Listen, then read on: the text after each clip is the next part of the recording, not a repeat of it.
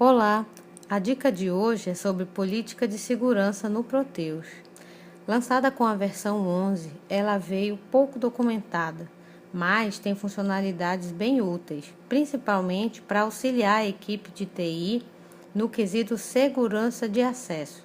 Vamos aprender que funcionalidades poderemos utilizar e quais as mais importantes.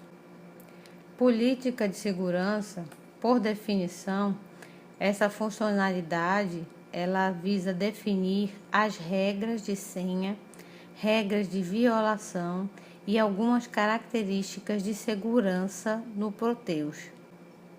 O primeiro ponto importante é que novas regras de senha só farão efeito na próxima troca de senha. Caso você queira colocar logo em vigor, tem uma dica que você pode preencher o campo forçar a troca de senhas e estabelecer uma data. Então, a partir dessa data, todos os usuários vão ser avisados que tem que trocar. E essas novas senhas terão que obedecer às regras que você cadastrou. Vamos mostrar isso no sistema, acessando a política de segurança e modificando as regras de senha vigentes. Vamos lá? Vamos acessar o configurador. A rotina fica no menu Usuário, Senhas.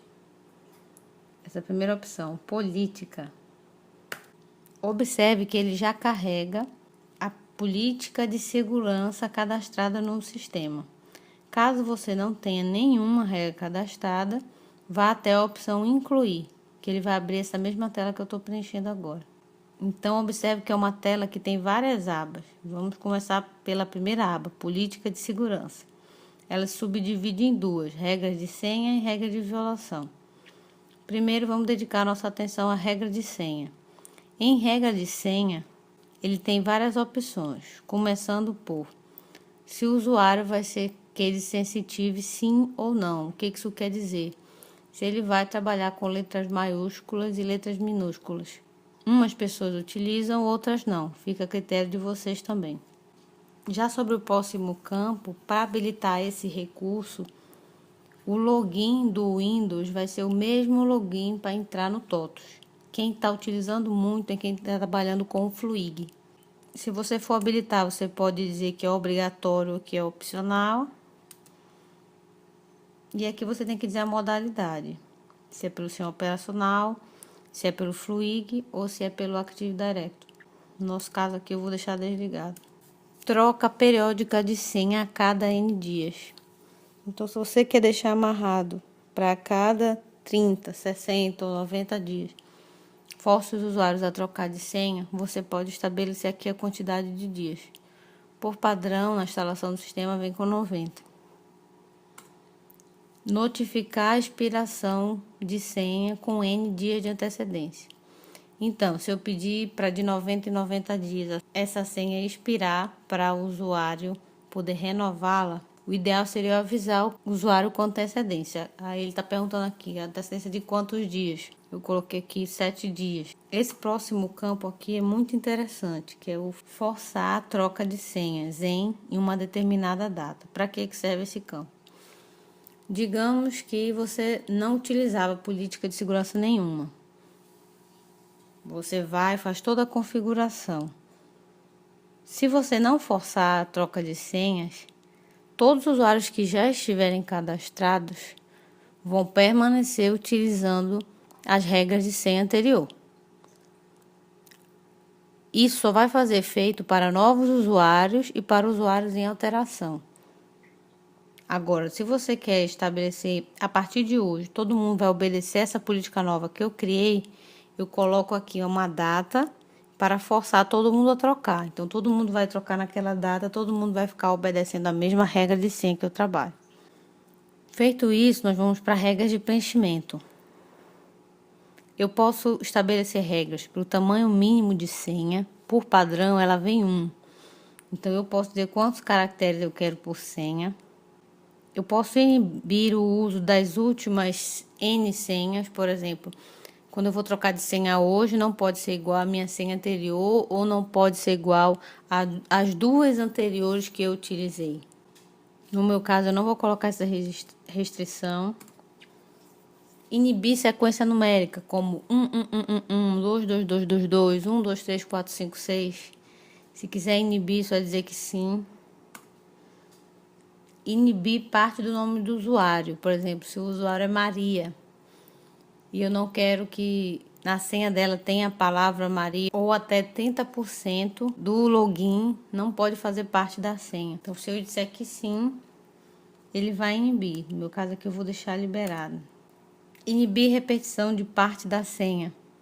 Essa inibição refere-se à última senha, se ele vai permitir que você repita partes na nova senha, sim ou não. Se você vai obrigar letras e números. E aqui em máscara de dígito obrigatórios, você pode chegar até o ponto de estabelecer como devem ser as senhas dos seus usuários. Já é um nível bem mais avançado de controle de segurança. Não sei se é muito aplicável. Até o momento, meus clientes também não costumam utilizar essa questão de máscara de dígitos. Mas no Help ele explica como você pode estabelecer com letras ou números. Por exemplo, os 4 primeiros dígitos sejam letras e os 4 últimos dígitos sejam número. Até esse tipo de regra você pode criar. Então, em vias gerais, na nossa regra que a gente deixou uma troca periódica de 90 dias, pedimos para avisar os usuários com 7 dias de antecedência, pedimos para ter um tamanho mínimo de 6 dígitos, pedimos para ele não aceitar uma sequência numérica, não pedimos para obrigar o uso de letras e números, nem fizemos nenhuma restrição com respeito ao uso da senha anterior, ok? Agora nós vamos salvar e testar, tentando cadastrar um usuário novo. Lembrando, se já tiver o usuário cadastrado e eu não forçar a troca de senha, essa regra só vai ser válida para ele quando ele fizer a próxima alteração de senha.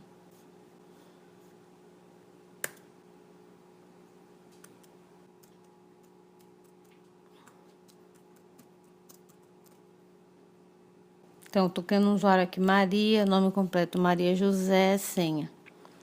Então, lá eu coloquei tamanho mínimo 6 dígitos. Então, vou tentar aqui colocar 4. Ele não permite e critica. Tamanho de senha inválido. Tentar colocar 5. Também não vai permitir. Tentar colocar 6. Ele deixou passar. Próximo teste que nós proibimos na regra foi sequência numérica. Então, vamos tentar colocar 6 vezes o número 1. Ele critica, ó. Não utilize sequência numérica. Sequência numérica serve para 1, ou 1, 2, 3, 4, 5, 6, ó. Não vai permitir. Dessa forma, a tendência são as senhas dos seus usuários ficarem mais seguras. Pronto, até o momento tudo ok. Vamos voltar um pouquinho para a política, para falarmos sobre regras de bloqueio.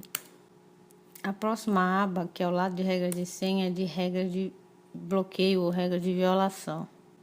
Aqui é a quantidade de tentativas de usuário com a senha inválida, na qual ele vai bloquear automaticamente o usuário. Então, por padrão do Proteus, a partir de 3 tentativas, ele vai bloquear o usuário. Aqui ele pergunta qual o intervalo entre as tentativas em minuto e em quanto tempo depois é para bloquear. E em quanto tempo depois é para permitir desbloquear. Por exemplo, eu fui, tentei a primeira vez, logo em seguida tentei a segunda, logo em seguida tentei a terceira. O intervalo de tentativas foi menor que 3 minutos. Então é para ele bloquear. Quando que eu vou poder tentar de novo? Vai ficar para sempre bloqueado, só falando com o administrador? Não. Se eu colocar aqui que eu aguardando 5 minutos, ele pode tentar de novo, é para desbloquear. Então, eu posso modificar todos esses. Posso colocar só que a partir de 6 tentativas é que bloqueie, se meus usuários forem muito esquecidos, o que acontece bastante, né?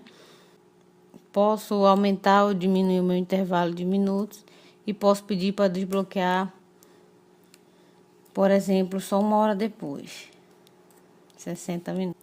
Já aqui em parâmetros, ele está perguntando se é para notificar o administrador sobre esses bloqueios, sim ou não. Se é para notificar o administrador sobre tentativa de violação, sim ou não. E se é para permitir o envio de senha por e-mail. Esse recurso é um recurso muito bom. Ele chama esqueci a minha senha. Então o usuário está lá, voltou de férias, não lembra mais nem da senha. Só lembra do usuário. Vai clicar lá, vai digitar o usuário dele e lá embaixo ele vai clicar no botão esqueci minha senha. Se ele já tiver com o e-mail cadastrado no cadastro do usuário, o sistema vai enviar para o e-mail dele a senha dele, evitando assim de estar ligando para o TI, pedindo para trocar a senha. Já existe um artigo exclusivo sobre esquecer minha senha. Vou disponibilizar o link para vocês acessarem. Ok, vamos prosseguir. Múltiplos terminais. Aqui ele vai perguntar se é para inibir o acesso em mais de um terminal. Por exemplo, se eu acabei de cadastrar Maria com acesso, se a Maria vai poder acessar da máquina dela e se outra pessoa vai poder usar o usuário da Maria em outra máquina também para acessar. Então, até nesse nível de controle você pode chegar. Se quer, se permite múltiplos, se sim, e se é para bloquear. Ó, inibir acesso mais de um terminal, sim ou não. E se é para bloquear o usuário ao acessar outro terminal. Vou deixar minha regrinha aqui mais maleável, vou dizer que não. Feito isso, o procedimento é o mesmo. Você vai confirmar. E essas regras aqui só vão fazer efeito após os novos eventos que ocorrerem. Então, o ideal para quem está em fase de implantação é cadastrar a regra logo no início, antes de criar qualquer usuário. Outra aba chama-se Conexões. Nessa aba aqui você vai fazer as configurações para envio de e-mail, tanto para notificação do administrador, quanto para os próprios usuários poderem ter acesso à função esqueci minha senha. Então você vai fazer as configurações de proxy e as configurações de SMTP para envio. Proxy caso tenha. No meu caso aqui, como eu não tenho, estão preenchidas só as configurações de SMTP, ok? Já aqui na aba Outros, ele entra no nível de detalhe maior. Por exemplo, ele vai habilitar a consulta genérica pela tecla F3? Sim ou não? Vai habilitar o envio de log por e-mail? Sim ou não? Vai habilitar o arquivo diferencial? Sim ou não? Já aqui embaixo, ó, ele vai fazer aquele tratamento de database no sistema. Em vez de você ter que fazer usuário, você pode definir a regra aqui. Se de uma forma geral, os usuários podem ter acesso à troca da database, ou seja, para poder trabalhar retroativo. Se sim ou não. Se sim, quantos dias ele pode retroceder, quantos dias ele pode avançar. É uma regra da empresa. Já aqui embaixo, tem uma rotina muito interessante. Se ela realmente funcionar conforme ela se propõe. Então, o que é vínculo funcional? Então, essa funcionalidade ela vai ser utilizada por empresas que têm implantado o módulo de folha de pagamento. E aqui ela vai dizer qual é a situação em que vai haver bloqueio. Se for os afastados temporariamente, os demitidos, os em férias.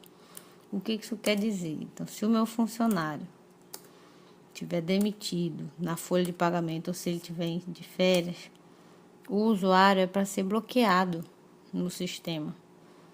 Numa empresa com muitos usuários, isso ajuda bastante, porque às vezes a pessoa é demitida, às vezes a pessoa está de férias e o setor de TI nem sequer é informado.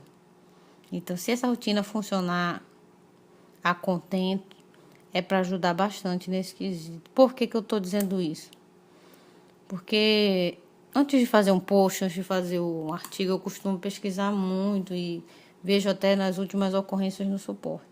E eu já vi algumas ocorrências de pessoas reclamando da funcionalidade dessa rotina. Mas até o momento não foi identificado ou gerado nenhum patch para isso. Como eu costumo manter vocês informados, assim que eu tiver um retorno de São Paulo sobre essa situação, eu vou disponibilizar junto com o material para download para quem desejar se inscrever. Aqui em regra de auditoria, ele traz outras possibilidades.